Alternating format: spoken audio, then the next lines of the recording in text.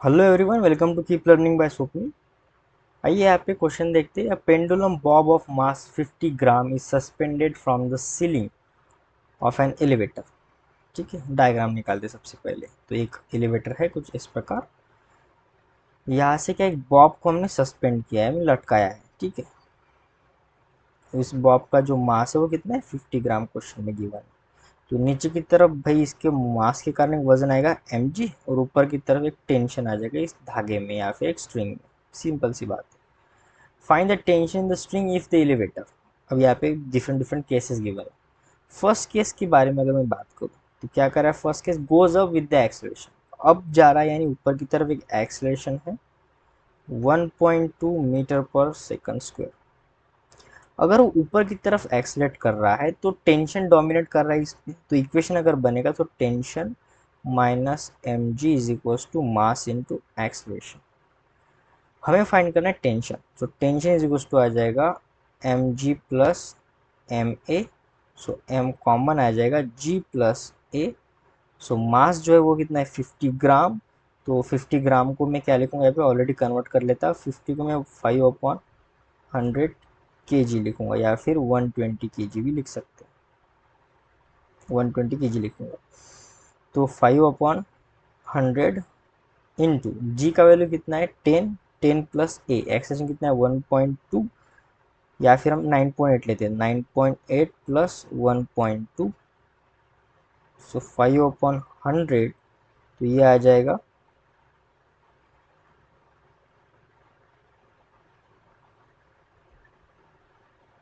11। ठीक है, सो ये आ जाएगा फिर 0.55, क्योंकि 11 × 5 55 हो जाएगा। 55/100 तो 0.55 न्यूटन। तो ये आ गया टेंशन फॉर फर्स्ट केस। अब सेकंड केस की बारी। सेकंड केस में क्या कर रहा है, यानी बी केस में क्या कर रहा है, goes up with D acceleration. अब तो जा रहा है पर नीचे की तरफ एक्सलेशन है, यानी निगेटिव है। So minus 1.2 metre per second. तो यहाँ पर भी जो फोर्स होगा वो टी तो डोमिनेट करेगा, क्योंकि मोशन अगेन ऊपर की तरफ है एम जी, पर एक्सलेशन यहाँ पे माइनस हो जाएगा। So minus A into A. So T is equal to आ जाएगा फिर ये M G minus M A. M common आ जाएगा, ये आ जाएगा जी माइनस ए। एम का वैल्यू आ जाएगा 5/100। जी कितना है 9.8 माइनस 1.2। सो 5/100 इंटू 9.8 माइनस 1.2 कितना होता है, ये आ जाएगा 8.6। इसे आप सॉल्व करोगे तो ये आ जाएगा 0.43 न्यूटन। ठीक है, ये आ गया बी के लिए। अब सिमिलरली सी के लिए देखते हैं। सी क्या कह रहा है, एक बार पढ़ लेते हैं यहाँ पे। सी कह रहा है goes up with the uniform velocity. एक यूनिफॉर्म वेलोसिटी के ऊपर जा रहा है। यूनिफॉर्म वेलोसिटी जाना है यानी zero acceleration. So T is equal to कितना हो जाएगा, जितना मास है उतना ही एम जी। ठीक है, सो मास कितना है 5/100। जी कितना है 9.8। तो ये कितना सॉल्व करने के बाद 0.49 न्यूटन टेंशन आएगा। ये आ गया सी के लिए। ठीक है, अब डी के लिए देखते हैं। डी क्या कह रहा है, आइए पढ़ते हैं डी क्या कह रहा है। डी कह रहा है गोज डाउन विथ एक्सलेशन 1.2, नीचे की तरफ जा रहा है। अब नीचे की तरफ जा रहा है, सो टेंशन यहाँ पे डोमिनेट नहीं करेगा। यहाँ पे कौन डोमिनेट करेगा, M G minus T is equal to mass into acceleration. कुछ ऐसा हमें सिनेरियो मिलेगा। So M G minus M A is equal हो जाएगा tension, mass common, G minus mass कितना है 5/100। जी यानी 9.8 माइनस 1.2। 5/100 इंटू 9.8 माइनस 1.2 कितना आ जाएगा, हम लास्ट से सॉल्व किया यहाँ पे 8.6। 8.6, तो यहाँ से जो टेंशन आ जाएगा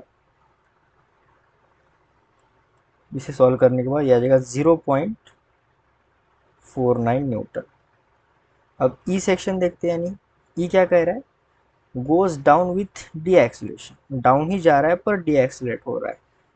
एक्सेलेरेशन कैसे नेगेटिव होगा, 1.2 metre per second square negative. तो सेम सिनेरियो यहाँ पे एम जी डोमिनेट करेगा माइनस टी, पर यहाँ पे ये माइनस आ जाएगा। ठीक है, so T is equal to आ जाएगा M G plus M A, so M common, G plus A, M कितना है 5/100, जी 9.8 प्लस 1.2, सो 5/100 इंटू ये कितना आ जाएगा 11, सो टी इज इक्वल टू आ जाएगा 0.55 न्यूटन, ये आ जाएगा ई के लिए। अब और देखते हैं क्या बचा है इसमें, ई हो गया। अब F goes down with uniform velocity. F क्या कह रहा है, यूनिफॉर्म वेलोसिटी इन एक्सप्रेशन 0, इसका मतलब T is equal to M G के बराबर, और वो कितना है 0.49 न्यूटन के बराबर, यहाँ पे न्यूटन। सो आई होप आपको सभी केसेस समझ में आ गए होंगे। सभी केसेस अगर अच्छे से समझ में आ गए हैं तो चैनल को सब्सक्राइब कर दीजिए, वीडियो को लाइक कर दीजिए और आपके फ्रेंड के साथ शेयर भी कर दीजिए। मिलते हैं नेक्स्ट वीडियो सोल्यूशन में। कीप लर्निंग विद स्वप्निल के साथ।